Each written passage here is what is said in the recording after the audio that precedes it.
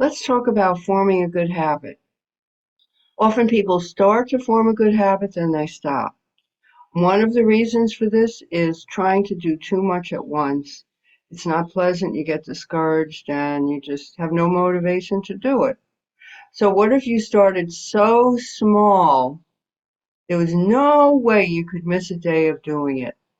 Let's take the example of trying to get in the habit of cooking vegetables. So, your goal is to cook a vegetable, every day.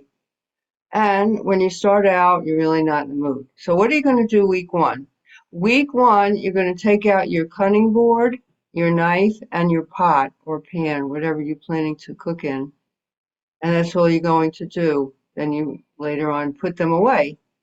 Day two of that week, take out your cutting board, your knife, and your pot.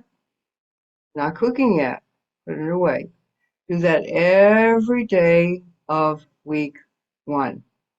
Week two, you're already in the habit of taking out your cutting board, your knife, and your pot. So again, you take them out, only this time you cook a simple vegetable. Maybe you don't even need your cutting board. Maybe you plan on cooking a frozen vegetable, whatever is the path of least resistance. So you take out your pot, you don't even need your knife and your cutting board, and you cook your vegetables, and you're done. Clean up. Day two of the second week, do the same thing. Week three, you might get a little fancier. You might decide that you're going to have vegetables twice that week. So at lunchtime, take out what you need to cook. You cook your vegetable, clean up, do the same thing at dinner time.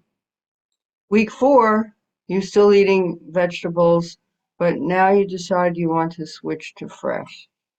So that week, you have your fresh vegetables, and you decide you'll have one a day since it's more preparation. So at lunchtime or at dinner time, take out your cutting board, your knife, your pan, your pot, whatever you're using. You prep your vegetables, you cook them, you clean up. Do that. So you've added a little bit. You've started with just taking your utensils out, to cooking one thing that's easiest to cook, frozen, cooking the same frozen vegetables more than once, then making it a little harder, cooking a fresh vegetable once, maybe the week after that, a fresh vegetable twice. Whatever your goal is, step it up just a little bit at a time, and it would be very hard to fail. But the main thing is you're doing this behavior every day so you get in the habit of it. And that's one of the most important keys. Daily practice, very small